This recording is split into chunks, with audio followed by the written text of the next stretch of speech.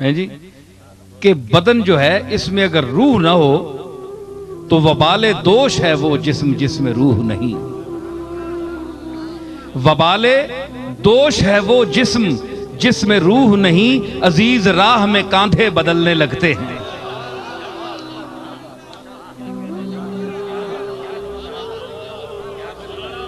وہ جسم جس میں روح نہ ہو وہ وبال دوش ہو جاتا ہے. دیکھیں نا میت جا رہی ہے اٹھائے ہوئے تو عزیز راہ میں کاندھے بدلنے. کہنا ہے تو چاہ یار, ہاں تو چاہ, کیوں اسے جان نہیں رہی.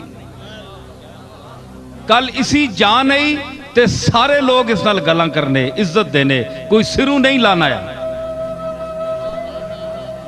تو کندھا دینا دوسرے کو ایک مقام دینے کا بھی ذریعہ ہے, اصل میں تو یہی ہے نا.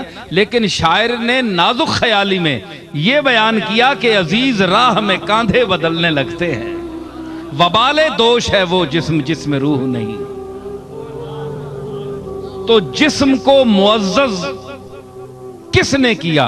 روح نے.